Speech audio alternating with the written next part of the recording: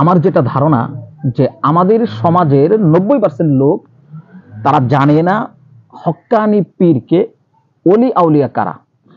এটা না জানার কারণে যে ক্ষতিটা হচ্ছে যে তারা ভণ্ড পীরদেরকে হক্কানি ওলি আউলিয়া মেনে তাদের কাছে যাচ্ছে, আর এই সমস্ত ভণ্ড পীরেরা তাদের ঈমান আমল ধ্বংস করে দিচ্ছে। তো আমি আজকে আপনাদেরকে বলবো হক্কানি পীর কাকে বলা হয়। হক্কানি পীর হওয়ার জন্য 5টা কাজ, যে ব্যক্তি এই 5টা কাজ ধারাবাহিকভাবে করবে সে হক্কানি পীর। 1 নম্বরের কাজ হচ্ছে সকল প্রকার গুনাহের অভ্যাস পরিত্যাগ করা, চাই ছোট গুনাহ হোক কিংবা বড় গুনাহ হোক।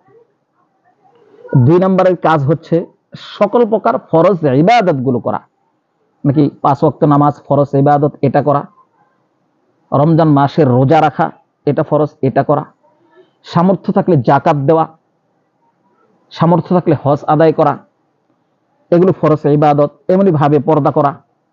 তো আমাদের সমাজে যে সমস্ত ভণ্ডপীররা আছে তারা তো পর্দা করেই না, নামাজই পড়ে না তারা। তো আমাদের ভালো করে জানতে হবে যে হক্কানি পীর সাহেব 5 ওয়াক্ত নামাজ আদায় করবেন। এমনি ভাবে সুন্নাত আমাল ওয়াজিব আমাল গুলো করা, এমনি ভাবে সুন্নতে মুআক্কাদা যেগুলো আছে এটা 4 নাম্বার, সুন্নতে মুআক্কাদা গুলো আদায় করা, এবং সাথে সাথে 5 নাম্বার যেটা হলো নফল ইবাদত বেশি বেশি করা। যদি কোনো ব্যক্তি এই 5টা কাজ নিয়মিত ভাবে করে তাহলে সে ব্যক্তি হক্কানি পীর।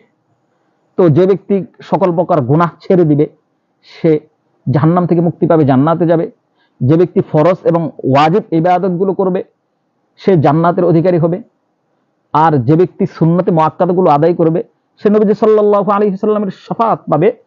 এবং যে ব্যক্তি নফল ইবাদত করবে তাকে আল্লাহ পাক রব্বুল আলামিন ওলি বানিয়ে দেবেন, আউলিয়া বানিয়ে দেবেন। তো সাবধান সাধারণ মুসলমান, যে সমস্ত পীরেরা এই 5 কাজের একটি কাজও তরক করে তাদের কাছে কখনো যাবেন না। তারা হচ্ছে ভণ্ড পীর, তারা আপনার ঈমান আমাল নিয়ে আপনাকে ধ্বংস করে দিবে।